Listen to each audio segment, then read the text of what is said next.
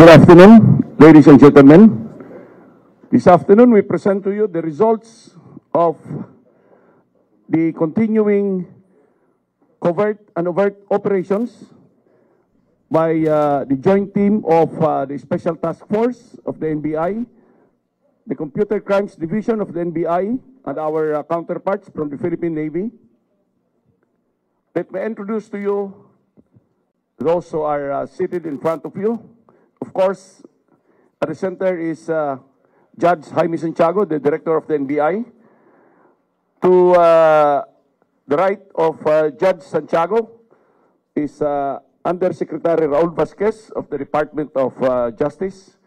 To the left is General Romeo Browner, the Chief of Staff of the Armed Forces of the Philippines. To the far left of the Director is Asek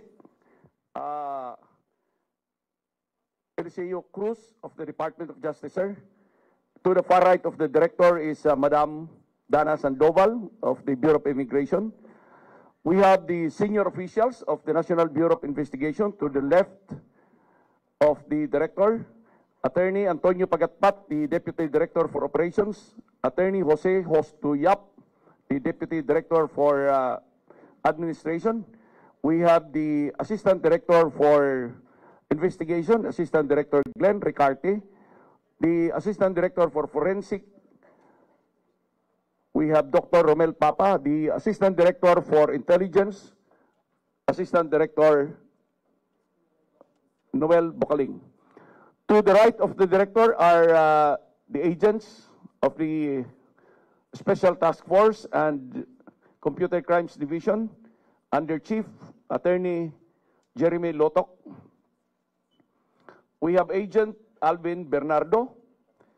We have the Executive Officer Van Angluben. We have Agent Erwin Marasigan, Agent Terence Lumasin, Agent Edgar Añonuevo, Agent Marlon Marcelo.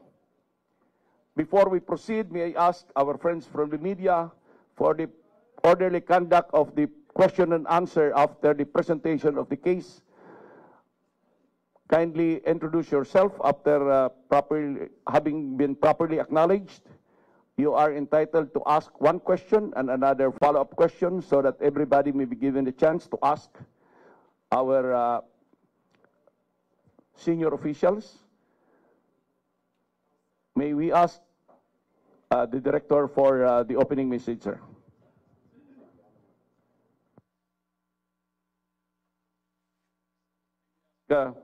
General Romeo Browner for the opening message, sir. Good afternoon, ladies and gentlemen, and good afternoon to our friends from the media.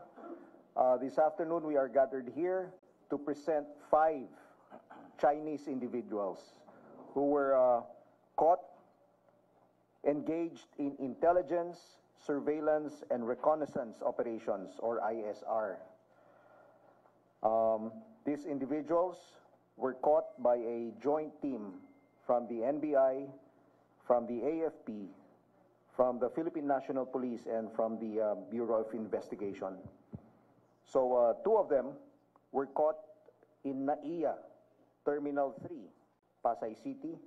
1 of them was caught in Intramuros, Manila. The other one in Binondo, and the last one in Dumaguete. So they were all apprehended on 2 different dates, 24 January and 25 January. So I will pass on the floor to our Director of the NBI for the details. Thank you very much, sir.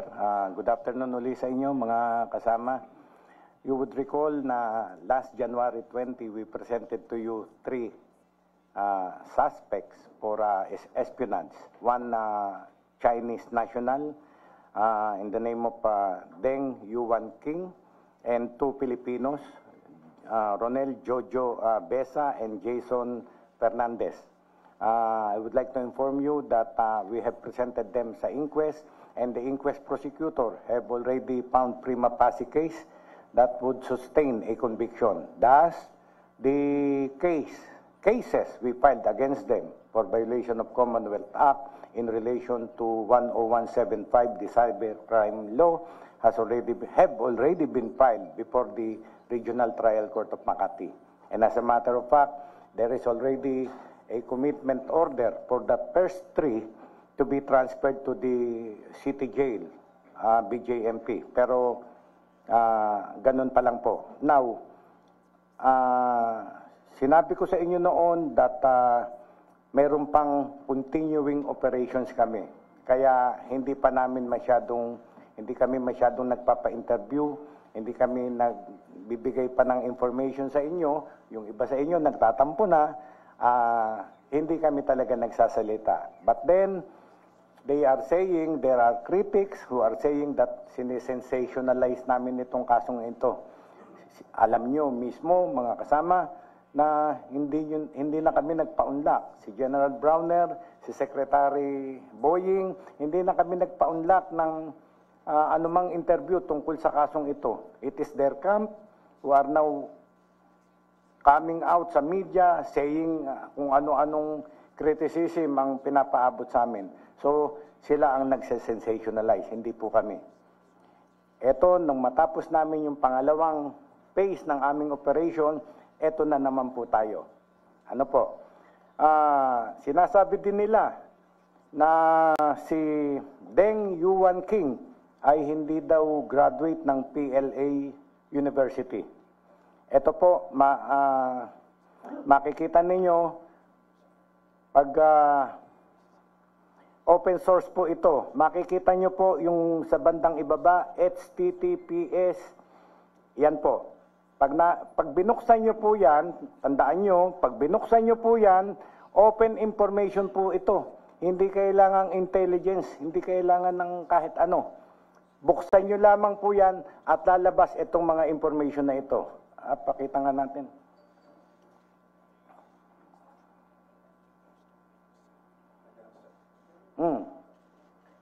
Yung susunod yan.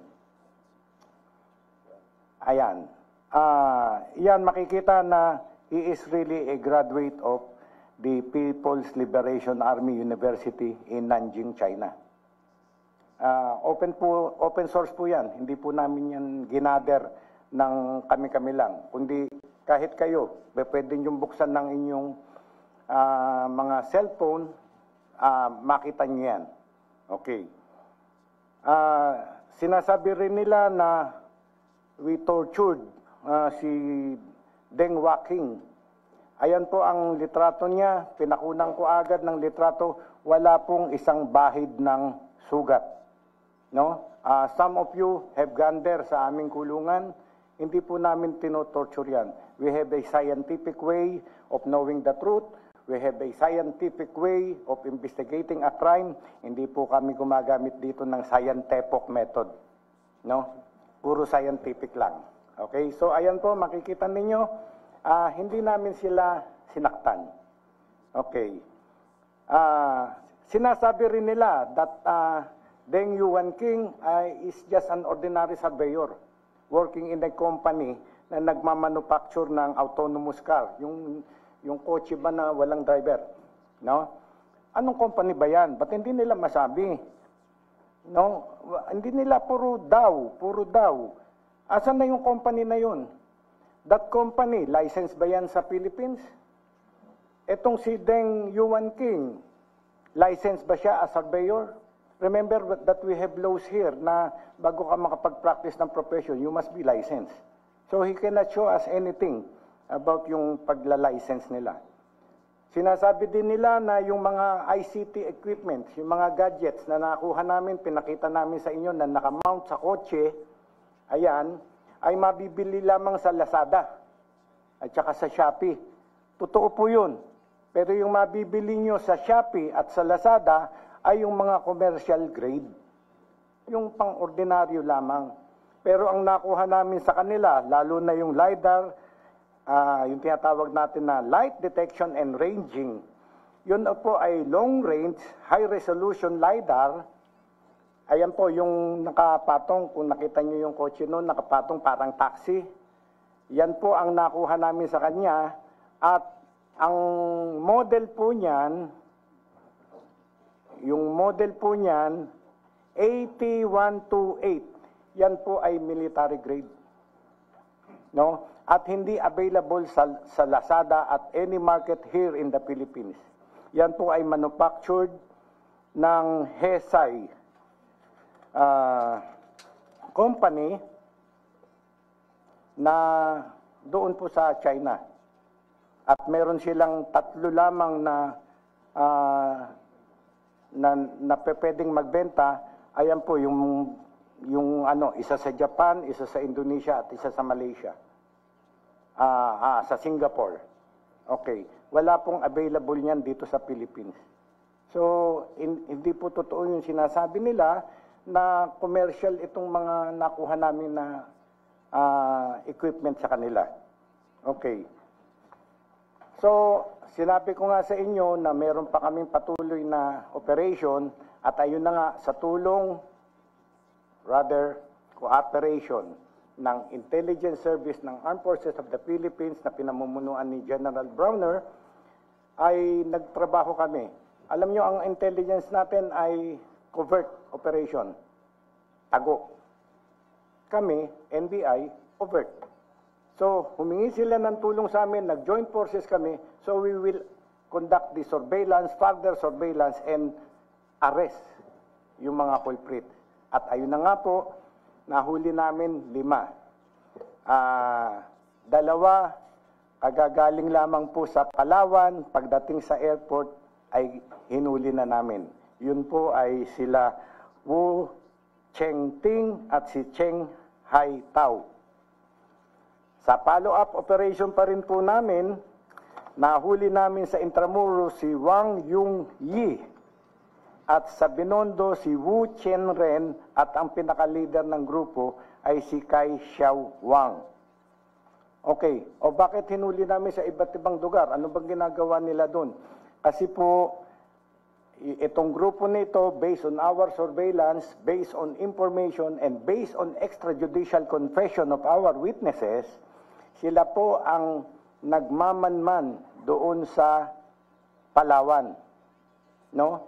Naglagay po sila ng CCTV camera, a high-resolution solar-powered camera na nakapokus po sa ating dagat kung saan dumadaan yung mga barko natin papunta sa West Philippine Sea at bumabalik. So monitored po. Kaya napansin nyo po siguro, magdadala pa lang ng food supply ang ating mga barko, may nakaabang na dun. Monitored po tayo lahat. Okay. Ano po yung mga lugar na minamanmanan nila sa Palawan? Kasama po dyan yung Naval Detachment Oyster Bay sa Puerto Princesa, Coast Guard Station, Antonio Bautista Air Base, Del Pilar Class PS-16 Naval Base at yung dockyard po ng ating Philippine Navy. No? Nagpapalibad po sila ng, ayan po, na-recover po namin yan at meron kaming extrajudicial confession ng mga tao doon sa beach na sila po ang naglagay niyan. Okay? At nung hinuli sa NAIA, kakatapos po lamang nila, kakabalik lamang sa Maynila, kakapagpalipad lamang po nila ng drone. Ayan po. Post tayo, panuorin natin kung paano nagpalipad ng drone.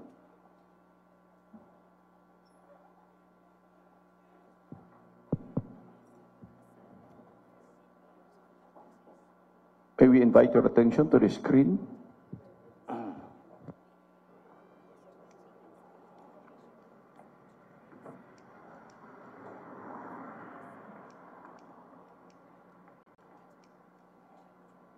Yan po isang surveillance operation taken on November 2, 2024. But then continuously, ganyan ang ginagawa nila dun sa Palawan. Hanggang doon sa arestuhin nila sila pagkagaling sa Palawan. Inaresto na sila sa NAIA.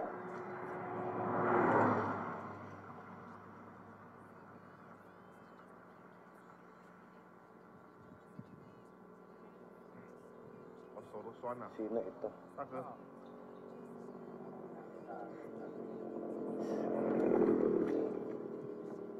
Cheng-Teng. Yan po nagpapalipad ng drone na yan ay si Wu Cheng-Ting. Hello? Tama? Okay. At yung isa pala, yung Cheng Haitao, pero magkasama po sila doon ni Wu Cheng-Ting. Ang kinukunan ng drone nila ay yung barko natin na nasa kanan. Pag na-close up yan, makikita natin yan ay isang barko ng Philippine Navy.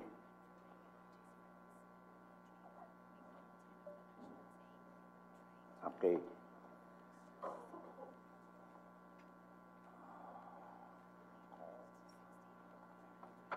So, ganun po ang operation nila at continuously ay ginagawa nila to hanggat sa kinut off na nga natin, na-confiscate na natin, na-recover na natin yung mga equipments nila.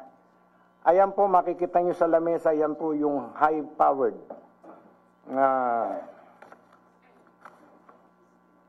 CCTV. High-resolution, solar-powered CCTV. Yan po. With night vision capability. Ordinary CCTV, kung titignan mo, but that is not available in Lazada and Shopee. Okay, yo.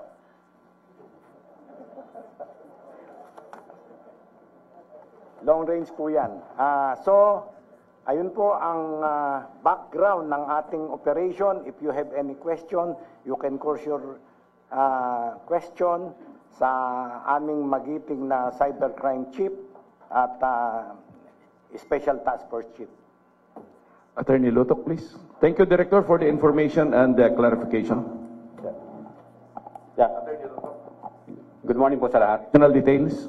Yes, sir. Good morning po sa lahat. Actually, to continue doon sa statement ng aming director ho.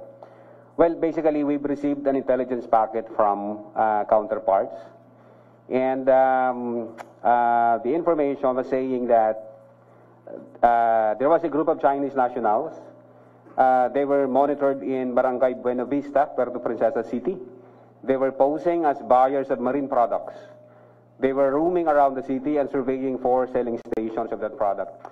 However, this group was seen frequenting Ulugan Bay, Puerto Princesa, and they were conducting aerial surveillance and reconnaissance, collecting imagery intelligence on the Naval Detachment Oyster Bay, or NDOB, in Barangay Bahili. This detachment is part of the Philippine Navy's Naval Forces West, or NAV4 West, and is strategically positioned near the South China Sea. Now, acting on the information, the NBI operatives conducted a validation process, and we were able to identify 5 members of the group, all of whom were Chinese nationals, based on their identifications, and they are members and officers, actually, of the Shaoxing Volunteer Group of the Philippines, as well as the Philippine-China Association of Promotion of Peace and Friendship Incorporated. Pinakita ko ni Director kanina yung mga pangalan, nandun po yun. Now, the group employed deception and exploitation in terms of recruitment of unwitting assets.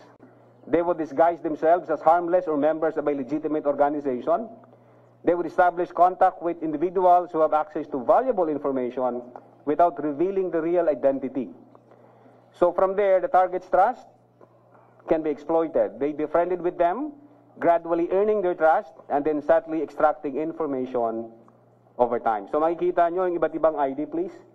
They were using different IDs. Same person with multiple identities. And then as you can see, well, di namin kasama dyan.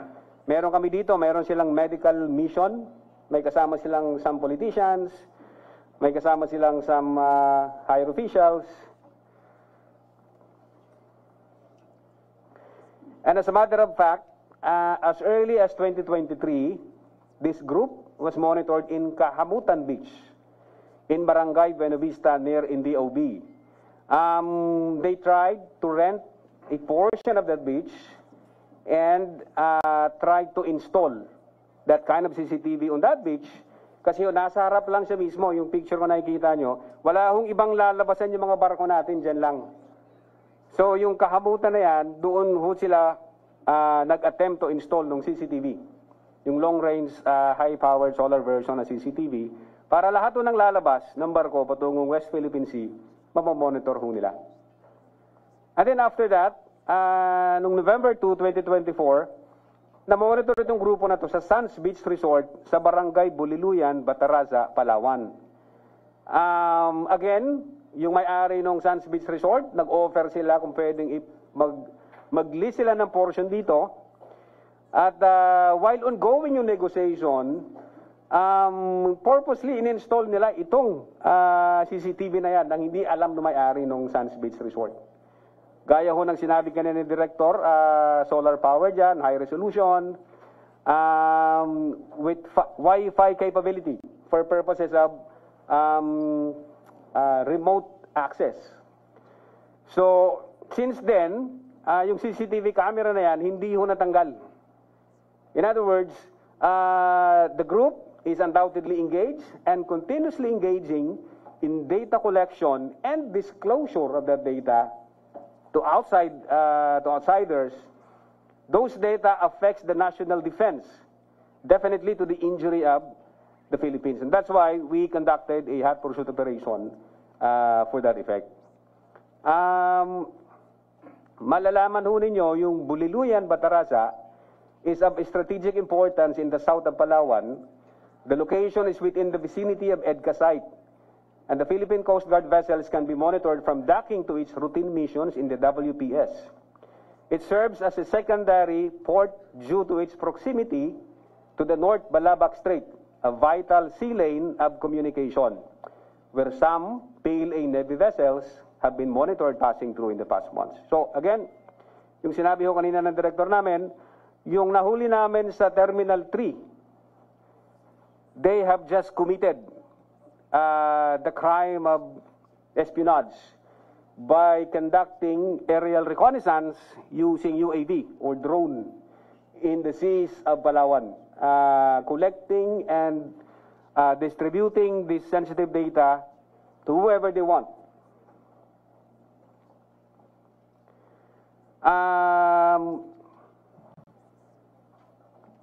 Well, basically, after the arrest, we've received another intelligence packet and we've conducted verification na aside sa dalawang grupo na yon, meron silang kasama dito sa Manila na they were about to link for the collation of the data. So nagkanta kami ng follow-up, yung kasamang dalawa na nasa Manila, based on the intelligence, meron silang nirerentahang kondo, high-rise kondo, at nag-install din sila doon ng ganyang klaseng CCTV. Pwedeng, yan, makikita nyo, sa bintana yan, tingnan nyo yung power niyan in terms of zooming in and zooming out. Kung gaano ka high-tech yung gamit na yan. So nakikita nyo, ganyan kalayo. Kung i-zoom in, tingnan nyo,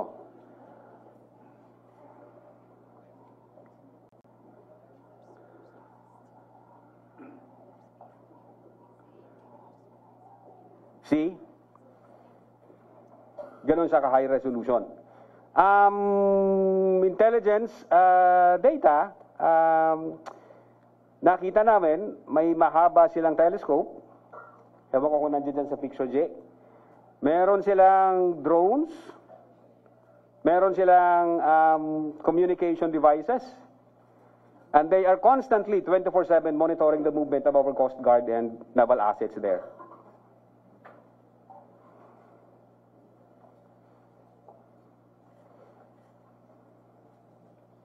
So again, after the second arrest, considering na meron tayong mga eyewitnesses doon sa Buliluyan, kung saan na-install itong CCTV, and we deemed it proper na kunin yung pinaka-field commander nila, si Kai, on the ground na yung CCTV na yan is ongoing yung collection ng data. Uninterrupted and continuous. At the same time, itong si Kai, ito yung nagdidirect sa iba kung paano yung collection method nila. And after which, sa kanila ngayon i-collate lahat, and then hindi na natin alam kung saan ipapadala. So basically, ang na-file natin sa 5 na to ay Commonwealth Act 616, specifically Section 1A and Section 2A in relation to Republic Act 10175. Thank you po. We now allow questions, clarifications from our friends from the media. May I also would like to acknowledge our friends from the foreign media. Thank you. Okay, ma'am. Yes, ma'am. Pam po from AFP. So, they are, ano na po, yung kinukunan nila ay about sa West Philippine Sea na. So, can we categorically say na ito ay state-sponsored spying po? We cannot yet say that. No? We cannot conclude that. What we are focusing on is on the act itself, yung pag-espiya, yung tinatawag natin na ISR, no? Intelligence, Surveillance, and Reconnaissance Operations. So yun po yung focus natin. We know for a fact that these images, this video that they are taking, are being sent, transmitted somewhere else. No? Pero hindi pa natin po alam kung saan, ano yung receiving end. That is why we cannot yet conclude that. No? A follow-up lang po, sir. So, is this case related or is this group related to the first case po? Yes. So, part sila of that? Yes. And katulad po ng nabanggit ko, this is perhaps just the tip of the iceberg. Marami pa ho tayong pwedeng mahuli na mga ganitong activities, no? And we are in the process of also building up the intelligence against these other activities. Yes, sir.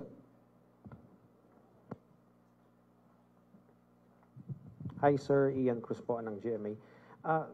Director, paano po ang relasyon nung una si Deng at itong grupo ni na Richard, ni na Kai, paano po sila nag-ooperate para lang po maintindihan maigi ng mga manonood po natin saka ng mga readers?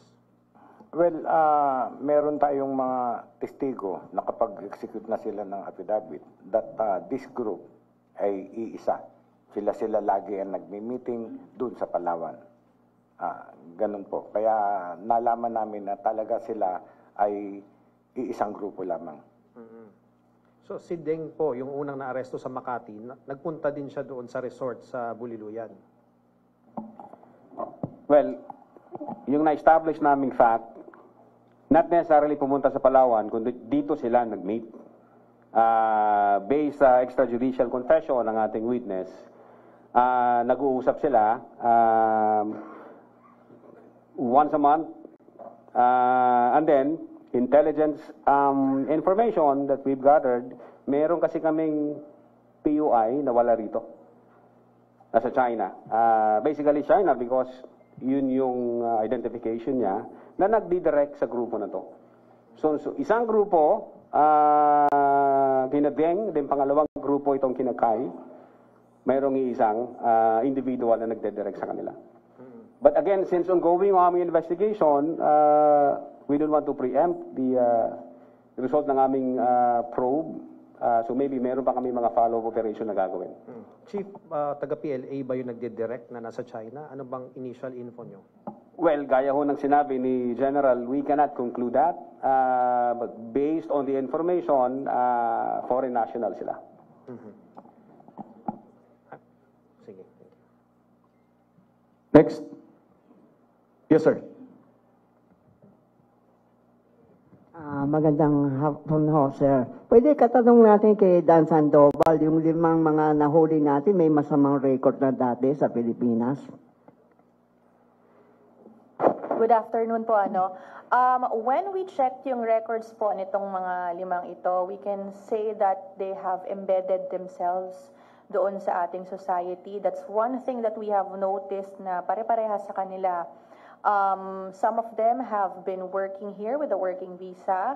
Meron sa kanila na mga may asawa na Pilipina and have been here. The earliest record that we have sa kanila was 2002. Na nagpapabalik-balik na dito with perfect record, maganda ang kanilang record, which I think is a something that they would do to hide the fact that they might be doing something apart from what they're supposed to do. So, although they are married to a Filipina, they are working here in companies, it's a big possibility that they may be doing something else bukod po doon sa kanilang prinisinta na ginagawa nila dito sa Pilipinas. Thank you. Next. Yes, ma'am.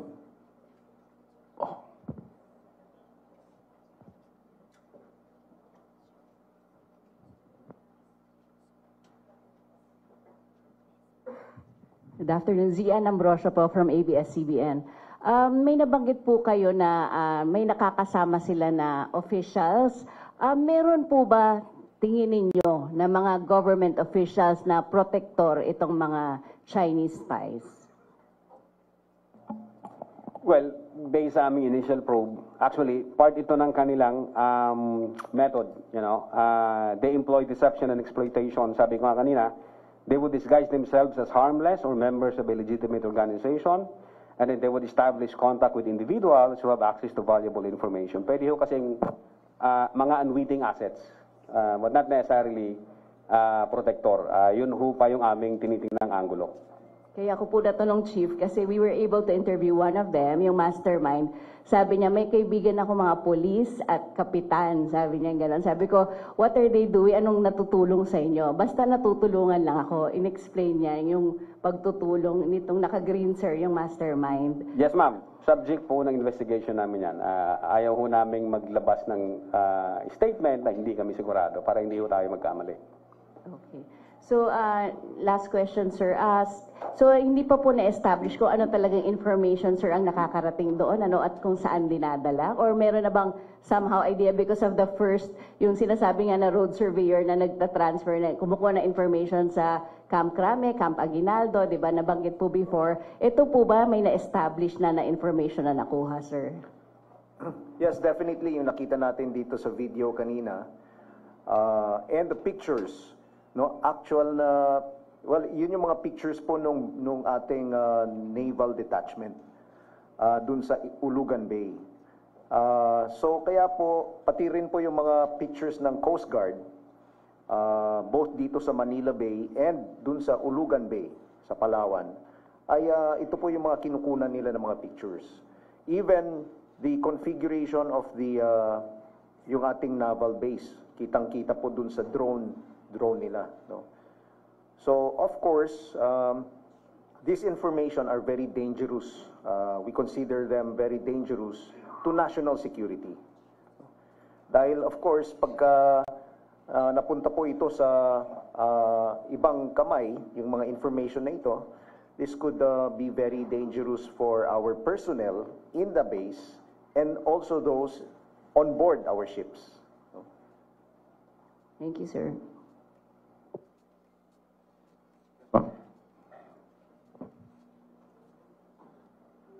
Good afternoon, Sir. Elaine Palenjo po from TV5. Sir, nabanggit po last time doon sa first ninyong nahuling Chinese na meron daw pong grupo na nagfe-finance para makapag-ikot siya at mag-spy. Ito po ba yung grupo na sinasabi natin from the previous po nating press con, Chief? Iba yun, ma'am. Ibang mga kasamahan nila yun. Okay. And then, sir, ito na lang po. Since sabi niyo po, simultaneous yung naging operation, follow-up lang po, si Deng ay nakuha sa Dumaguete. And then from there, nung November po, nung nagpunta sila doon sa resort para mag-install ng mga high-powered CCTV, umalis na po sila doon. Meaning, talagang nare-remote na po nila yung mga data na nakukuha nila outside Palawan. Si Kai, ma'am, hindi si Deng. Sorry, Yung si nasa Kai. Dumaguete. Yes, Chief. Yeah. Opo. Yes, ma'am. Since November 2, 2024, nung na-install nila yung CCTV, we believe na nag-start na yung kanyang collection activity. And then yung kanyang disclosure, kasi automatic siya. Meron siyang Wi-Fi capability. Therefore, remotely, it can be accessed. So until now, sir, we are verifying kung saan yung kung saan niya binabato yung mga na-collect niyang data. Makikita po natin yan dun sa aming forensic findings. Actually, nasa process kami ngayon ng warrant application for WACD. Although may nag-grant na dun sa 5 application namin. Then pag naubos na yan, full-blown kami ng forensic. And then after that, i-release po ng director namin yung findings ng aming forensic team. Sir, pinakalas na lang po talaga. Kasi di ba sabi yung mga sinasabi na is accessible sa Google Maps and everything, but this kind of ginagamit po nila is may certain po sila na advanced technology wherein makikita mo talaga yung 3D, yung trajectory, very detailed yung kanilang ginagamit. Tama po? Yes, ma'am. Well, basically, Google Map, in terms of data source, ang nakukuha ko ng Google Map is yung satellite imagery, yung aerial photography, and then yung user-generated content. But itong equipment na to, LiDAR with GNSS/GPS, kaya ho niyang kumuha ng centimeter level accuracy and 3D mapping doon sa target location. Hindi ho kayang kunin ng Google Map yan. As a matter of fact, based experience namin, kasi nagsusurveillance din kami, ma'am, hindi ho kami nagre-rely kung ano yung binibigay ng Google Map. Kailangan naming puntahan yung lugar. Kailangan namin makita yung maliliit na detalye doon. Sino yung pumapasok, ano yung dumadaan ng sasakyan, sino yung nag-frequent doon. So wala akong katotohanan yung sinasabi nilang kayang kunin ho sa Google Map yan. Thank you, ma'am. Yung LiDAR. Next. Yes, sir. Our friend from the foreign media. Please approach the mic. Thank you, sir. Thank you. This is Sasaki from Japanese Kyodo News. I wish to ask about the Chinese criticism about the first arrest announcement earlier this month of the Chinese national spy. They say that this announcement contains presumption and baseless. How do you react to the comment? Yes, sir. Basically, the first operation conducted by the NBI and the AFP, that we were able to arrest Deng Yuanqing using the ICT equipment that we mentioned a while ago with 2 cohorts Filipinos. The case is now filed with the Makati court. In other words, the prosecutor themselves find prima facie evidence to obtain conviction. So, again, it's based on the findings of the court, and the court is saying that there is probability that we would reach conviction from that case of yours. Additionally, wish to ask that did China or Chinese maybe suspects or its lawyers show some details or evidence that maybe prove their criticism that they are not spy? Did they manage to disclose some details or something? Well, the matter now is with the court, and let the court decide on that issue, sir. If the lawyer has evidence to, contrary to what we have, then let the court decide for that effect, sir. Thank you. Thank you. Yes, sir.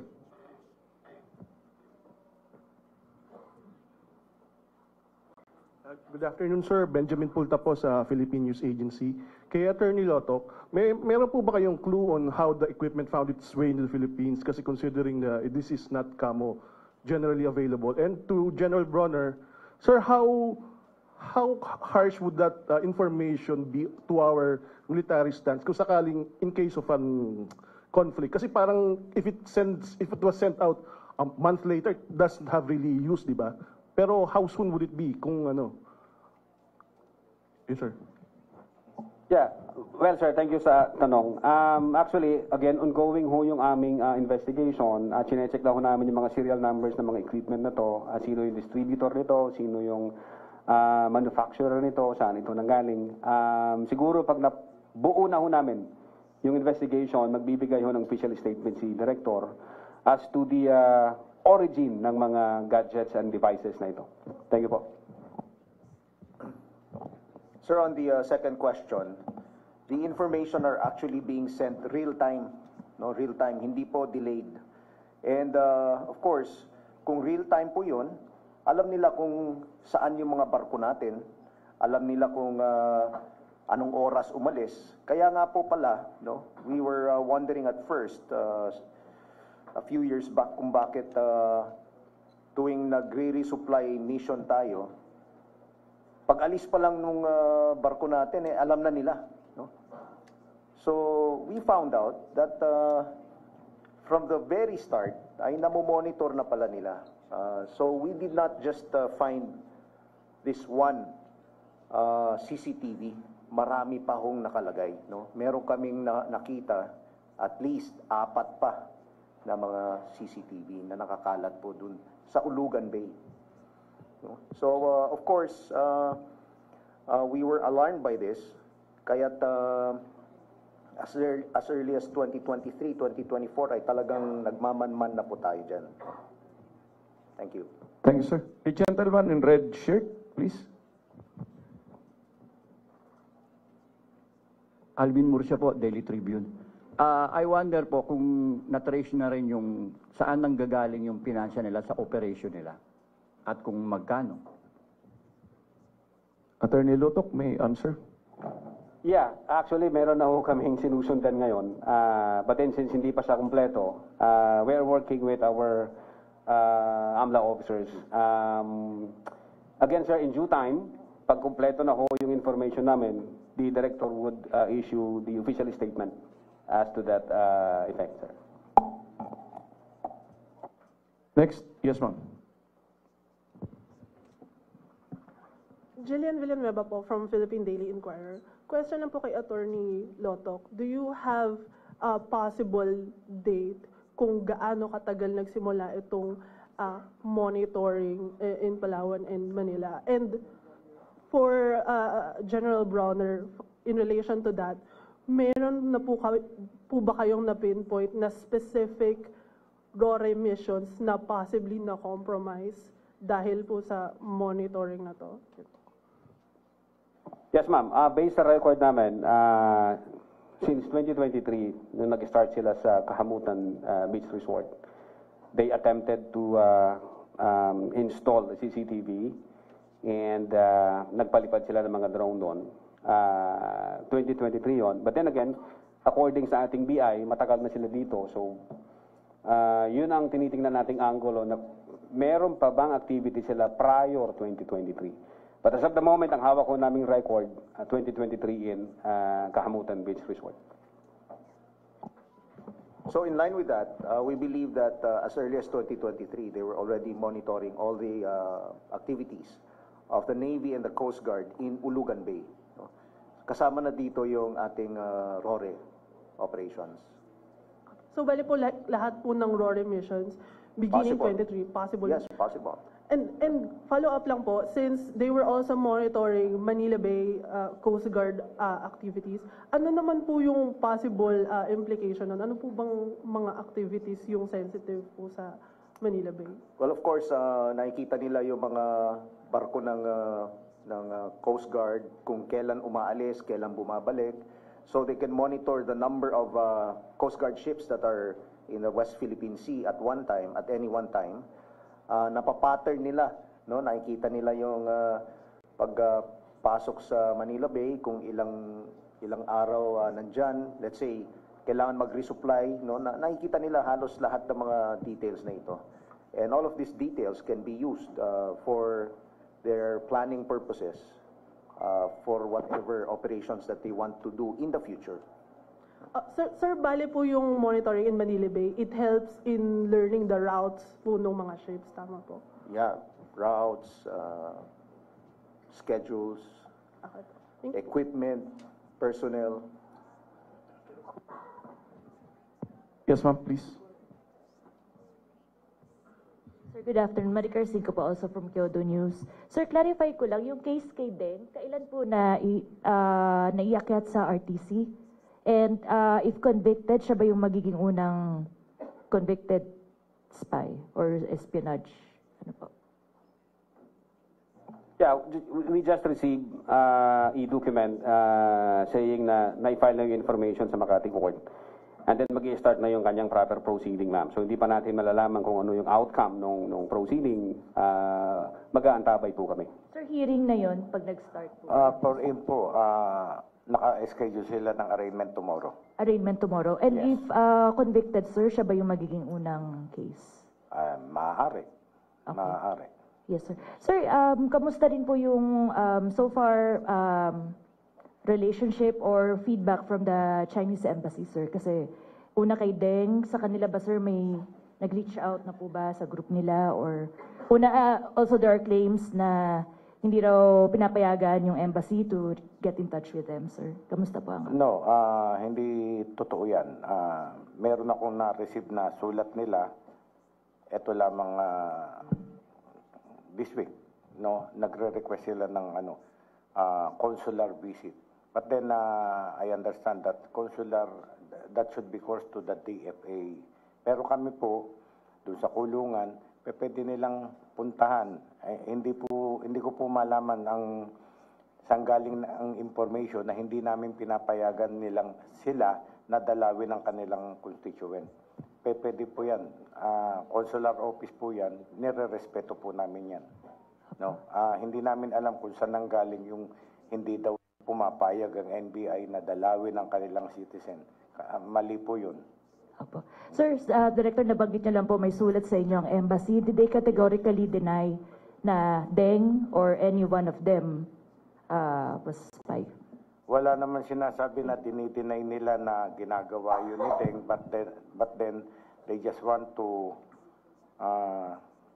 makausap kami about the flight nitong kanilang citizen. Okay. Well, for information of everyone, napuntahan na po ng konsul yung ating si Deng nung Monday pa, ma'am.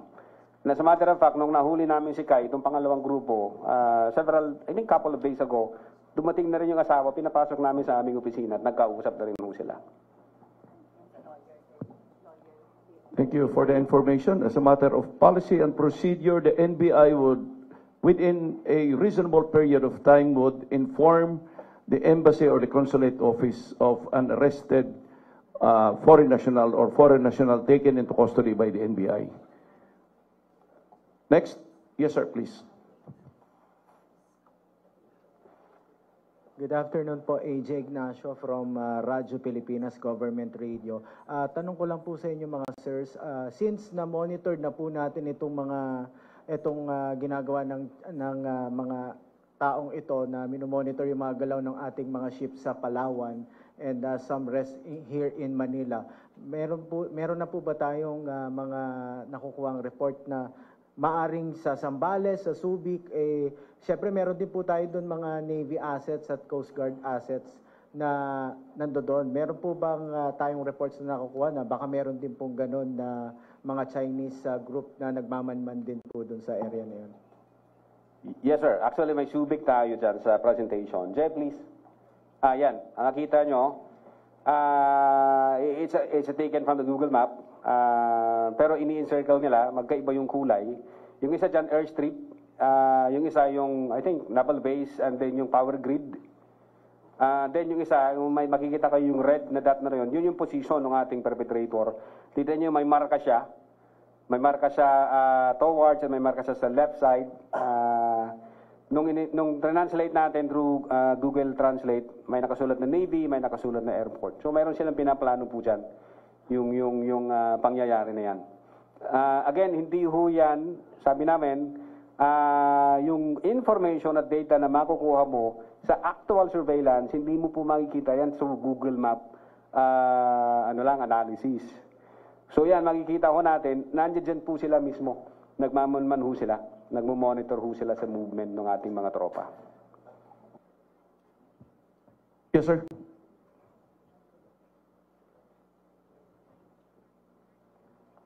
Good afternoon, sir.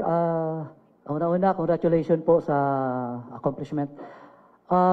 Kay Director Santiago, sir, Nochikakas po, DCRH. May plano po ba kayo na, kasi laganap na po ngayon yung mga CCTV, kahit kung saan-saan na nabibili. Dapat na po bang makumuha ng permit yung mga CCTV para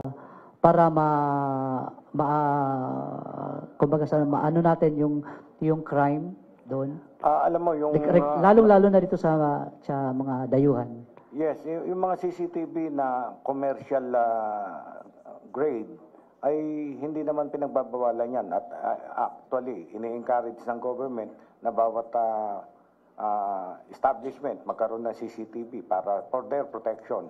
But then, sinabi ko nga sa inyo, this CCTV they are using are long range, very sensitive, matindi, military grade, ika nga.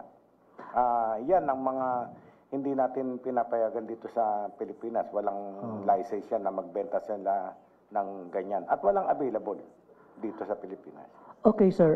Follow up. Dahil maraming, lalo-lalo na sa mga exclusive na mga subdivision, may mga Chinese talaga na mga nangupahan doon, nagrerenta sila. O yung iba naman, bumibili lang ng subdivision. Like dito sa Parañaque, sa multinational village, meron po silang mga naka-install na mga CCTV. Tapos, yung mga labas-masok ng tao, hindi makikita. Ano po ang ano natin dito, sir? Ano po ang paraan dito para kahit papaano baka mamaya sila na rin po ito na pa pala ay mga Chinese spy sa loob ng mga exclusive na villages, sir? Yes, yun nga, sabi ko sa inyo, ini-encourage nga ng government natin na yung mga subdivision, yung mga establishment, maglagay ng CCTV, no? Para for their protection. Pero yun, sabi mo nga, nandun sa loob ng subdivision, ayun lang, for their protection, sa bahay nila, sa kanilang subdivision. Pero ito pong hinuli namin na ito, ay iba ang kanilang minomonitor Minomonitor na nila yung defense natin, yung mga facilities natin na very dangerous na malaman ng ibang bansa. And let us also clarify that they are not arrested because they are Chinese. They are arrested because they are violating our Commonwealth law na pagka sinasurvey mo ang defense facilities natin without authority, that is violation of our law. So kahit kung nagkataon lang sila ay Chinese, pero kung ano pa man silang from what country sila nanggaling, ganun ang ginagawa, aarestuhin din po natin. Okay, sir. Last na lang. Dahil sa Dumaguete, taga Dumaguete kasi ako, sir, Negros Oriental. May nabanggit po ba itong nahuli doon na para saan yung kanilang para saan? Sino yung kanilang tinitiktikan or what? Attorney Lotok. Well, as a general background, dun po sa investigation na kinandak ng Joint Forces ng Cybercrime Division at saka Special Task Force, originally ang cover story nitong mga nahuli natin is that they are in Palawan looking for a supplier ng lobster. So wala pong explanation kung paano at para saan yan dahil kinakailangan din po ng abogado if ever we get their extrajudicial confession para dun sa purpose ng pagkakabit ng CCTV dito sa mga area na to. In other words, doon ho sa tanong nyo, sir, based sa aming eyewitness o eyewitnesses and then yung intelligence gathering namin, he was the one directing the installation of that CCTV sa Sands Beach Resort. And from November 2 onwards, that CCTV is operating and collecting data and disclosing that data to whoever they wanted to disclose. Therefore, uninterrupted, continuous, nangyayari ho yung violation. Yes, ma'am. Please approach the mic, please.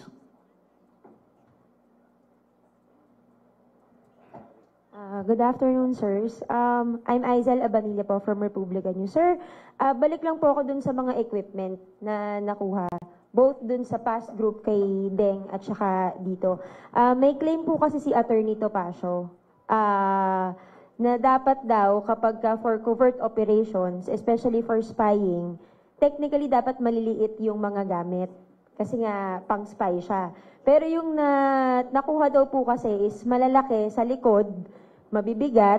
So parang obvious naman daw po na hindi daw po yun dapat pang spy, especially if China is a technological superpower. Hindi daw po nila gagawing magpa-obvious. Parang ganun po yung point niya. Alam mo, hindi siya nakakaintindi ng intelligence work. Sa amin sa intelligence, kahit nakaperaso, bote man lang, at kung ginagamit mo sa pagmamanman, useful yan. No? At hindi nangangahulugan na agent ka, may maliit kang gadget. Pwedeng ang pagkalaki-laki ng gadget mo na covered naman. Look at that car. Nakalagay dun sa ibabaw yung LiDAR. Ordinary people will say, taxi. Right? Pero matindi yan. Alam nyo, pagka tinamaan ka niyan, bumabiyahe ka, nag-i-emit yan ng laser. At yung laser na yun, na scientific ito, magiging prone ka sa cancer pag tinamaan kanyang laser na yan. So, ganun ka-dangerous yung mga gamit na nila. Hindi lamang sa pagsusurveillance, including the health na madaanan nila. Kaya yan, pinaresenta namin na ganyan para makita nyo. No? Okay. One more thing po dun sa comment ni Attorney Topacio, who said he officially represents Deng. Sabi po niya kasi, yung move daw po ng Philippine government to tag yung mga Chinese nationals na nahuhuli as Chinese spies are amateurish and very clumsy. Natawagin daw po kagad na Chinese spy yung mga nahuhuli early on pa lang. So comment po sir ng... Yes, nagpa-pound siya doon sa Chinese spy. Just to describe who they are Chinese. Kung alam namin sabihin na Japanese spy, Chinese sila. Ano lang yun nagpa-pound siya doon para bang gusto niyang pag-initi na pinag-iinitan namin because Chinese. Pinaliwanag ko na nga sa inyo, they were arrested not because they are Chinese, but because they are violating the Philippine law. Kahit na ano pang citizen nila. No? Ganun po yun. Sir, last question na lang po. Baka mas appropriate po kay General Bronner. Sir, kung since 2023 po ay monitored na po tayo, especially with all the high-powered equipment, meron po ba tayong possible na operation na hindi ma-monitor ng mga Chinese? Pwedeng RORE operation na, pwede po ba tayong makakilos na hindi nila tayo na ma-monitor? Well, yun yung objective natin, no? Na kumilos tayo without being detected or monitored by any other external entity outside the armed forces of the Philippines, or yung pong mga partners natin like Coast Guard, BFAR, no? At yung iba pang mga ahensya ng gobyerno ay sana hindi ma-monitor yung mga activities natin. So we are trying our best na to operate under the radar, no? So to speak, para hindi ma-monitor yung mga galaw natin. Tinitignan natin kasi yung extent ng kanilang pag-monitor ng mga activities natin, but of course, we can always do or perform operations in such a way na hindi nila ma-monitor, no? Yes, sir. Yes, sir. Please. Thank you for taking my questions. I'm from Japan TV, NHK. I have a question that 5 of these arrested members, some are arrested in the airport and the other ones from the Dumaguete. Is this means they tried to escape because the one of their members has already arrested, so they tried to get away from the countries? No. Yung huling The last one that we arrested in Dumaguete is actually a resident of that place. I see. How about the two others in the Naya, in the airport? Yeah, they went back to Manila because they have also a place here in Condo, and they want to collect the data from Palawan and link with other colleague here in Manila, sir. Mm-hmm. So they came back from the Palawan to the Manila, Yes, and sir, they yes, got sir. arrested. They're not escaping that. Yes. Okay. So is there any other members still like monitorings, or instead of these 6, is there any other members, the possibilities? Yes, we believe there are. There are more of them. Mm-hmm. And that is why, well, this is the reason why we are coming out with this information.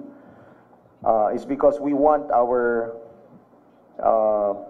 Filipino members of society to be aware that these things are happening, and so that they can help us monitor and that they can report any suspicious activities that they believe are connected to spying or the ISR activities to any of the authorities, so that we could really put a stop to these kinds of activities.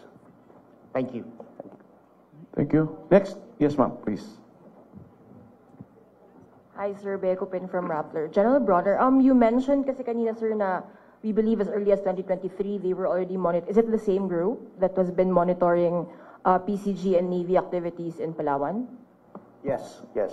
These very same gentlemen behind us? Same group. Okay. Sir, and to follow up, sir, napansin ko kasi, diba, November 2024, so that is months after the provisional agreement between China and the Philippines. What does this tell us na even after that agreement between the Philippines and China, we apparently have ISR activities happening in Palawan by Chinese nationals? Then again, we cannot conclude that these activities are connected to the government of China or even to the embassy of China. So we are separating the agreement that was entered into by our government and the Chinese government on certain operations that we conduct in the West Philippine Sea, such as the RORE. No? So separate po yun. Yes, sir, please.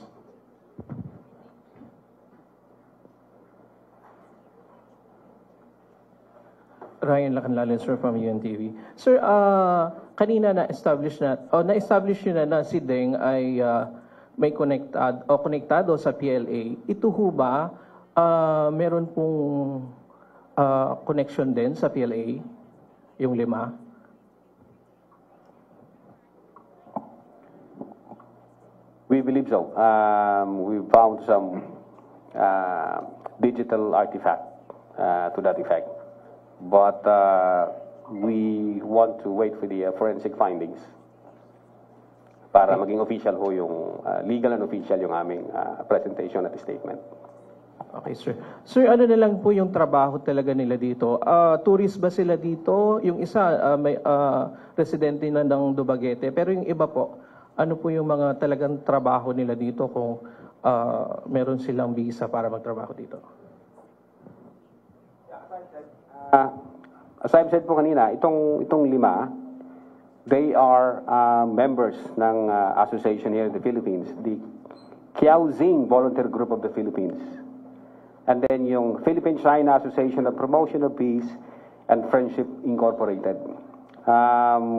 Nagkakandak sila ng mga sort of medical missions, community service, something like that. And then nagko-commingle din sila sa mga iba't ibang officials and even law enforcers sa ating community. Yes, ma'am, please.